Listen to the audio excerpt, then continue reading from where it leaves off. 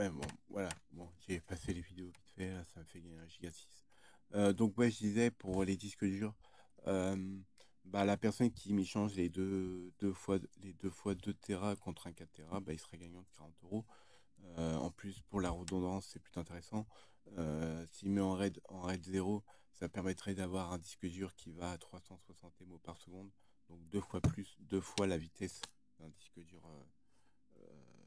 normal. Disons que mais imaginons que tu as un disque dur qui va à 200 MO par seconde, bah, t'en mets deux en RAID 0, ça te permet d'avoir un disque dur qui va à 400 gigas par seconde, 400 MO par seconde. Et donc, bah, c'est plutôt intéressant. Le seul inconvénient, c'est s'il y a un disque dur qui tombe en panne, bah, tu perds toutes tes données. Parce qu'en fait, le RAID 0, c'est que, imaginons que tu envoies un fichier de 1 giga, et bah, le premier disque va faire les 1 à 50% du fichier, et les 50% à 100% sur le second disque. Et en fait, quand tu lis le fichier, il va le lire sur les deux disques durs. Et donc, bah, tu as la vitesse de lecture des deux disques durs. Alors un RAID miroir, un RAID 1, lui, tu vas mettre tes données, tu vas mettre ton fichier de 1 giga. Lui, là, il va le copier en x2 sur tes deux disques durs. Donc, ce sera vraiment un clone. Et en fait, bah, s'il y a un disque dur qui tombe en panne, et bah, tu perds pas toutes tes données parce que toutes tes données sont sur les deux disques durs. Et donc, bah, s'il tombe en panne, il suffit juste de remplacer ton disque dur. Mettons, tu as un 2 Tera, tu remplaces le 2 Tera qui tombe en panne, tu remplaces par l'autre, et ton premier disque dur va faire une copie sur le nouveau, et il va faire bah, un RAID miroir, et donc il va faire une copie exacte des données qui sont dessus. Donc, bah, il n'y a pas de perte. Donc voilà. Donc c'est plutôt avantageux pour la personne. Pour mes disques durs, que j'avais dit mes 3 fois 750 Go, 2 fois 2 Tera et 3 fois 500 Go, moi j'essaie de trouver un autre disque dur de 750 Go. Comme ça fait 3 Tera. Plus mes 2 fois 1 Tera, donc ça fait 5 Tera. Si j'arrive après à choper encore un quatrième disque dur fonctionnel, parce que bah, je suis pas sûr qu'il fonctionne le 500, mais comme ça me ferait 4 disques durs de 500 Go, donc ça fait 2 Tera en plus, et donc bah, ça me fait 9 Tera, et sur ces 9 Tera là, il suffira que je trouve, parce qu'après j'ai des disques durs de 250 Go, mais les gens ça n'intéresse pas trop, mais je peux très bien faire un échange de mes 4 disques durs de 750 Go, plus 2 fois 2 Tera, plus, enfin, 2 fois 1 Tera, 3 fois, 4 fois 750, 4 fois 500, plus euh, 2 fois 250, plus j'offre un SSD de 240 Go contre un disque dur de 10 Tera, voire, parce que je suis gentil, voire un 2 Tera. Comme ça, bah, je remplace tous mes disques durs de 2,5 pouces euh, en, en un seul disque dur.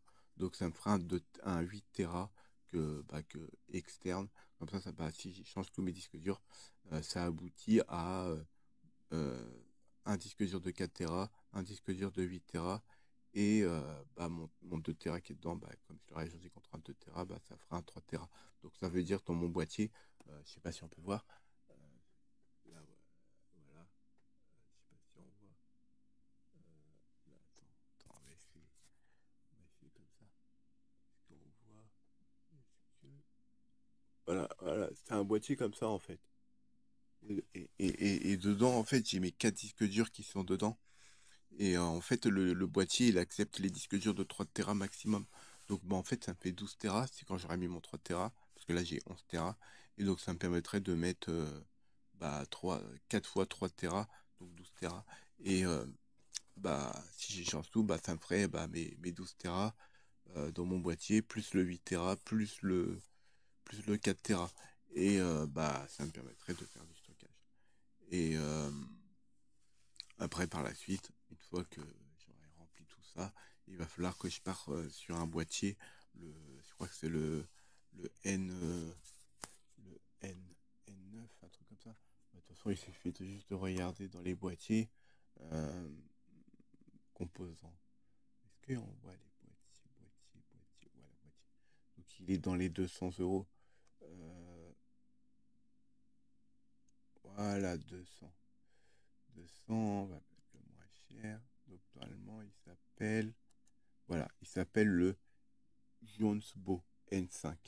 Jonsbo Et en fait, bah, c'est ce boîtier-là que j'aimerais bien m'acheter. Il vaut 250 €. Mais ce qui est bien dans ce boîtier-là, c'est que je peux mettre, je mets 12 disques durs de 3,5 pouces. Donc 12 disques durs. Plus 4 4 disques en 2,5 pouces dedans. Donc en tout, ça fait un boîtier où on peut mettre 16 disques durs. Donc après, j'ai le choix, hein. Soit je mets les 12 disques durs de 3,5 pouces et les deux fois 500, enfin les deux fois 2,5, donc bah, 4 disques durs ou SSD, c'est surtout des SSD de 2,5 pouces. Je peux les remplacer par des ventilateurs euh, deux ventilateurs en 120 mm.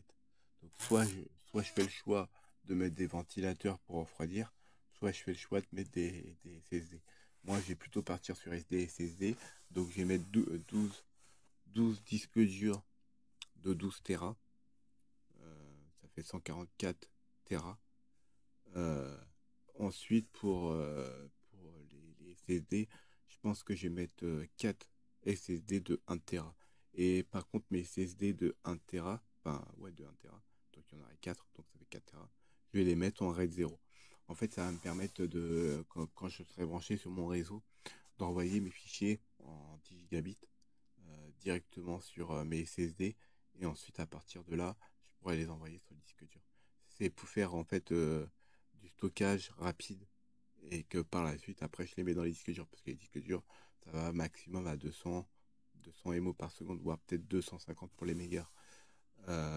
Et comme ça me permet d'avoir justement, parce que les SSD en 2,5 pouces, ils vont jusqu'à 560 MO, théoriquement 600 MO, mais bon, on les atteint pas, donc ça fait 560 MO par SSD. Donc si je les mets en RAID, en RAID 0, donc pour la rapidité, je pourrais monter jusqu'à 1 giga, enfin 1160 gigas, bon, en gros 1 giga par seconde. Et donc ça me permettrait avec ma connexion à 10 gigabits, d'envoyer directement mes fichiers à la vitesse des SSD. D'autant plus que la carte mère que je vais mettre dedans, elle aura deux ports M2, donc un 480, parce que bah, j'ai un 480 SSD qui traîne, plus un 500 en NVMe. Donc il y aura le 480 pour le système, le 500 pour les logiciels ou les choses comme ça, qui vont à une vitesse à peu près de 3500 MO, donc 3,5 gigas par seconde. Donc bah, c'est amplement suffisant pour le système et les logiciels. Je vais mettre des logiciels de montage bien sûr dessus. Comme ça, bah, je vais mettre une petite carte graphique dedans. Je pense que je vais partir sur une carte graphique, la A770, parce qu'elle a 16 Go de VRAM. Certes, c'est pas la plus rapide, hein, bien sûr, mais elle a surtout 16 Go de VRAM. Et donc, ça va me permettre de faire du upscale ou du downscale. Ou par exemple, quand plus tard, parce que là actuellement, je filme avec mon portable. Et plus tard, je pense, je vais m'acheter du matériel, une petite caméra. J'ai vu qu'il y avait des caméras Canon à 280 €. Mais j'en ai une, j'ai vu une caméra qui est intéressante, qui est à 479 €. En plus, ça fait du 4K. Alors, attends, caméra. Alors, je crois que c'est peut-être dans les hybrides. J'ai toujours du mal à faire la différence entre les deux. Donc, alors, attends. Attends. Hop, il était où? Alors là, non, c'est pas ça, parce que vu le prix que ça coûte, non, c'est pas ça. J'en avais vu un qui était pas trop mal, pas trop cher pour commencer. Ah ouais, je crois qu'il est plus en vente. C'était le EOS 2000. Non, c'est pas celui-là. Ah non, parce qu'après, ça coûte une blinde. Peut-être dans les bridges. Ouais, mais non. Les bridges. Ouais, non, après, il y a des trucs comme ça. Ouais, non, après, c'est dans les 1000 €. Ah, attends, on a vu un truc. Ouais, j'en avais vu un et qui était intéressant. Hop, voilà. Ouais, il était à 479 euros et bah, il faisait de la 4K en fait. Enfin, de l'Ultra HD, pas de la 4K parce que la 4K, c'est pas vraiment de la 4K, c'est comme la Full HD, c'est du 1980 sur 1200, 1080, pardon. Et alors que du vrai HD, c'est du 1200. C'est 1220 sur 1200. Et c'est pareil pour la 4K, c'est de la Ultra HD et pas de la 4K. Euh, ouais, c'est bizarre qu'il ait plus en vente. C'était l'un des moins chers et des plus intéressants. Euh, Peut-être qu'ils l'ont retiré de la vente. En tout cas, ouais, c'était un Lumia qui était à 479 euros. Là, je les vois, ils sont à 1000 balles. Moi, je mets pas 1000 balles dans un appareil photo. Déjà 479 euros pour commencer, c'est un bon appareil photo, quoi. Euh, et bah, surtout, bah, c'est pour me filmer. Après, je peux très bien me filmer avec ce téléphone-là, parce qu'après, je vais changer de téléphone. Donc, je pourrais très bien me filmer avec celui-ci en attendant. Mais c'est vrai qu'avoir un appareil photo dédié pour se filmer, c'est plutôt intéressant. Ouais, non, j'arrive pas à trouver. J'arrive pas à trouver celui-là que je veux, parce que là, pourquoi ils mettent ah ouais, non, c'est ça. Ouais, le moins cher, il est à 700. Je sais pas si c'est moi qui ai un problème.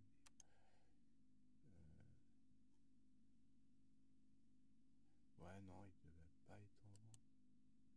Bizarre. Attends, parce que là, j'ai plein de pages.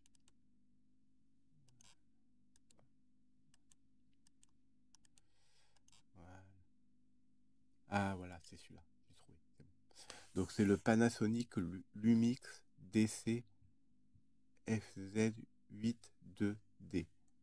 C'est un appareil photo bridge en 60x CMOS, 18 mégapixels. Je le trouve intéressant, surtout sur les résolutions qu'il peut fournir. Il peut fournir justement, euh, voilà, il peut fournir du 3840 sur 2160. Donc ça fait 8 mégapixels.